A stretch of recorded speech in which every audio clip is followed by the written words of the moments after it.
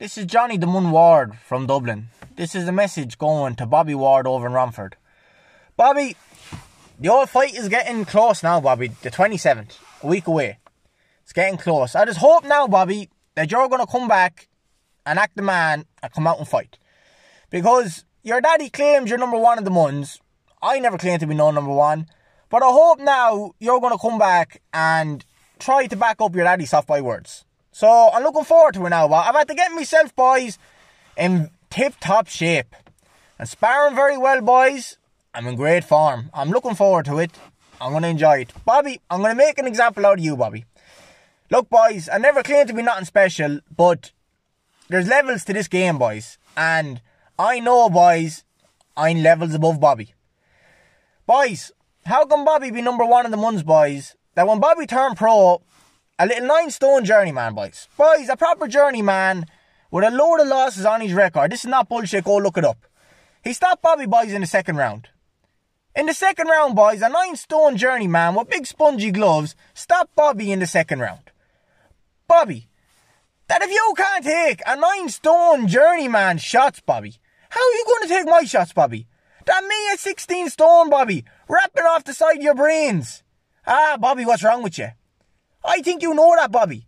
I think you know that. That is why you're acting the sheepdog. But look, I'm going to fire you through the ditch, Bobby. You're going to start bleeding. You're going to go down. I'm not going to leave second gear.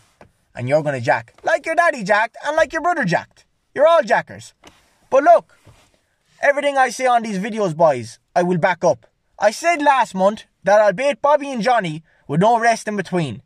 The 27th of March, boys, bring them to me. Neutral fair play, no Mun words, boys, as cameramen or nothing like that.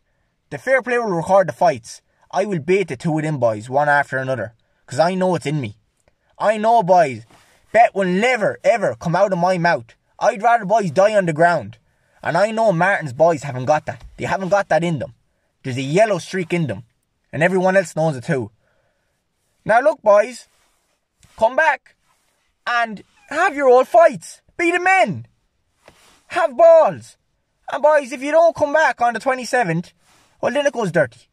Then boys, whenever you're got, it goes dirty. We'll have it out. Everyone knows, boys, when we pull yokes, you'll be like your daddy. You'll head for the road. You're runners. You ran in the past, you run again. You're runners. You're jackers. And boys, if we do get you, we're leaving you very, very sore. You can mark my words on that. Here. Right, lads. It's like Johnny says there. The fight has to be on the 27th. A week's time. If Bobby is not willing to go out and box Johnny on the 27th, there's going to be no fight after that. You will give your notice, boys. You will give your time for preparation. If you don't fight in a week's time, boys, we'll deal with you when we see you. As simple as that. It's no big deal, boys. Nothing to get excited about. It'll go dirty when we meet after the 27th, if you're not going to box on the 27th of this month. Right? So, whenever we meet, we lose no sleep over you. Whenever we meet, we'll pull yokes, we'll attack, ye will run. You ran in the past, you'll run again. Everybody knows is ye will run, okay?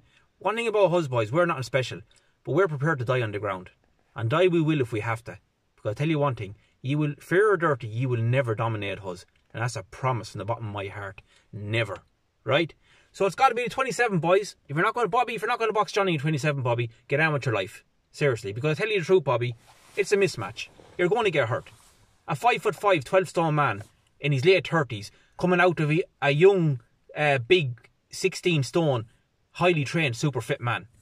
It's a fucking mismatch. You're going to get brain damage, Bobby, I'll tell you the truth. And it's the God's honest truth. He's as strong as a bull and super fit, and he's highly skilled. He's going to drive you through a ditch, Bobby. You're going to get hurt, and it's your father's fault.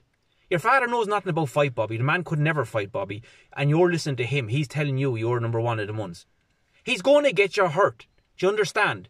Johnny's too big, strong and too well trained. He will hurt you, Bobby. Bobby, remember, Bobby, in the Alma Boxing Club in Harold Wood in London, when you were in your early 20s and I was in my late 20s. The two of us were training in that club together, Bobby. For 3 or 4 months together. If we sparred once, we sparred 30 times, Bobby. Every spar we had, Bobby, we punched the head off one another. There weren't spars, there were fights, really. We thumped the face off each other every time we got in the ring together. There were 50-50 spars. There was no point in me bullshitting saying, oh, I killed you, I done this, I done that. There were 50-50 spars back and over the whole time.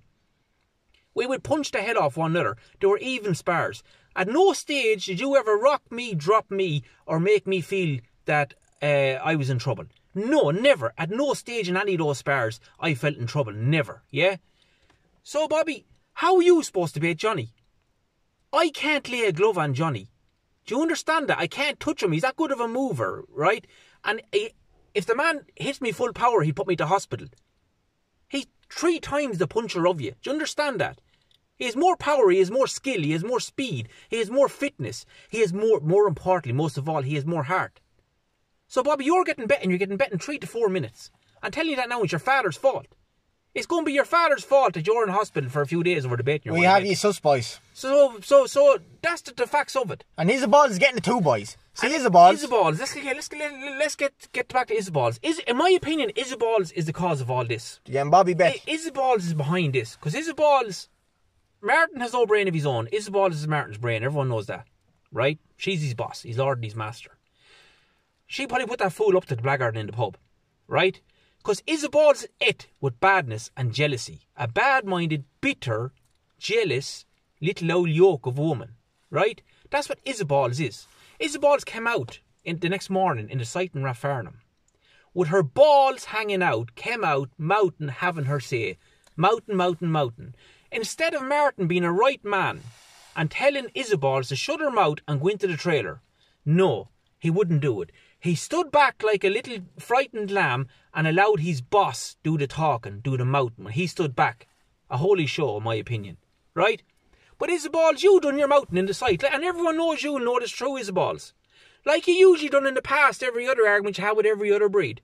You done your mouthing, you made every situation worse. Well, I took a bad disgust looking at Martin with no balls and you with a big pair of balls. Well, I mass anointed Martin and then I turned around and I looked at you and I mass anointed you with a baiting. Oh, God, boys. And I'll tell you the truth, it was the best thing I ever done baiting you. We should have done it 20 years ago. Make no mistake about it.